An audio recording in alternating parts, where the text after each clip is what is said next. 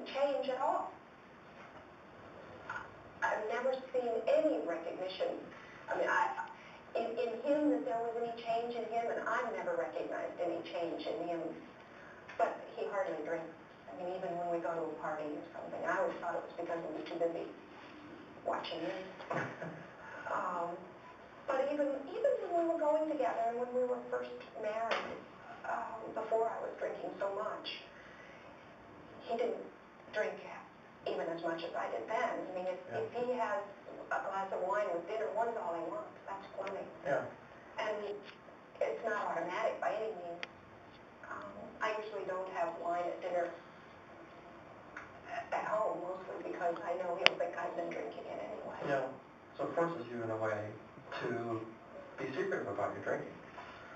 Well, yeah. You know, it's okay for him to have a drink once in a while, but if you have an episode like this, or he just assumes you're going to have a problem, then it sort of becomes like a self-fulfilling prophecy almost.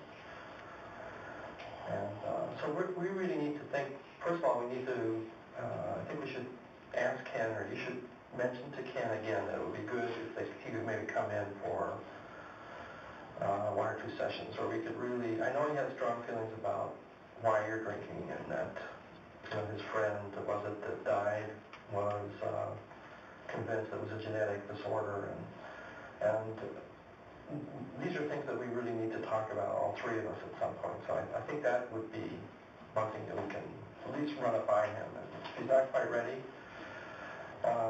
maybe we could figure out a time when he would be ready, and just sort of assume that this would be the best thing and most helpful for all of us.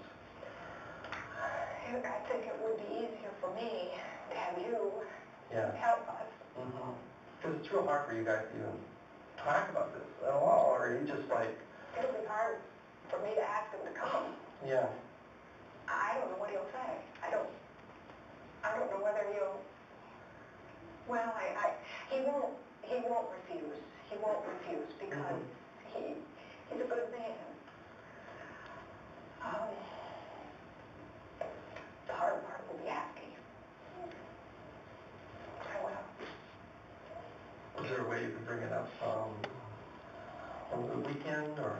Well, he'll ask me tonight if I came here to my session. Yeah. And maybe then I can tell him a little bit that we talked about Wednesday night, and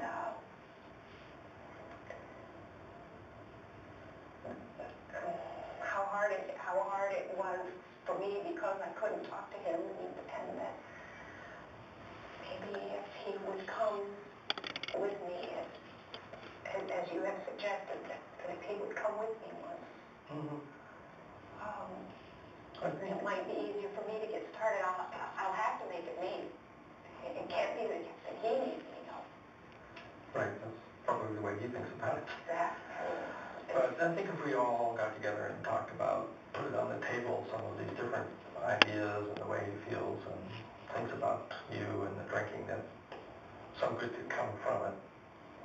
And that he could be very helpful in helping you identify the kinds of things that could throw you off and work together on trying to solve some of these issues. And a lot of the issues are, it seems to me from what you told me so far, are a lot of things about you and what you're really doing with your life and how you feel about the fact that you didn't finish graduate school, that you've been sort of a housewife, and I'm sure a very good one. And maid. What is it? Like a maid, right? That's part of this whole issue about why alcohol, which is the one thing that you can do, and you can in a way influence how you feel about certain things. If you're feeling really angry, well, it's a way to calm down. And yet we know that in the long run it's really not the most helpful thing. But if alcohol is no longer a part of your life, I'm wondering how we can bring back the you that's wanting to... I'm wondering that too. Yeah. Because it scares me if I don't have that solace, if I don't have that refuge. Where are you going to get it from? Well, let me ask whether or not during this past week or whatever, have you done any of the things that we talked about that you might do for yourself? You mentioned the yoga. Yeah, I enjoy the yoga class. I'm with people and yet I'm sort of alone. And the meditation at the end of that is very relaxing, and I really can let my mind go. And I've tried some of the kind of meditating that you talked about with the wave coming in and washing over me, and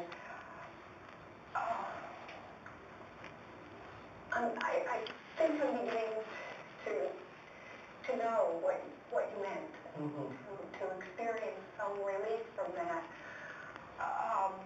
Did you actually practice the wave imagery? I tried, yes. It's interesting in yoga they sometimes use that too, with the breathing and thinking about a wave coming in and going out. But it's more the in and out, coming and going constantly with the breath, rather than the big wave just kind of washing over me and then washing away that you had described. And usually I feel the wave and I begin to panic or feel out of control. Yeah. Like it's going to wipe you out or knock me over completely or whatever. And that's usually when I will have just a quick shot. When the wave gets to its highest point is really when you want to have a drink, right? Yeah. Because I know it's building. And I'm afraid to let it keep going. But I have a couple of times because I didn't drink the whole week. Yes, I know, up till Wednesday, and then not after that either. Right. So you used it to get through some close calls earlier, or? I felt pretty good most of the time. And that's what gave me the courage to think I could get through a nice dinner. Yeah. Well, the wave thing, it's helpful at the last minute when you know the wave is coming, but you start to feel craving or urge. But usually it's triggered by something else. Like in the case of Wednesday night, it was clearly what was going on with Ken, and you were so angry. I mean, that was in a way the wave. And it did, in a sense, wash you out. In this case, it did. You ended up having down at the liquor store. The wave took you down to the liquor store, you might say. It certainly did. And but there's another thing that you might want to try right in the middle of a situation with Ken. If this were kind of thing were to come up again, or you're feeling upset or unfairly judged by him, is that you need to find your center. And the meditation is pretty helpful that way. At least some people find that even when they are really upset or angry, if they can just focus on their breath, which is always the center for when the wave or the urge is coming through, because you're feeling a lot of times pulled out, right? It's Ken, it's like all these things making you angry. That's the point where if you can sort of use the anger or any strong emotions as a kind of a signal, focus on my breath, just 3 or 4 times, so you find your center.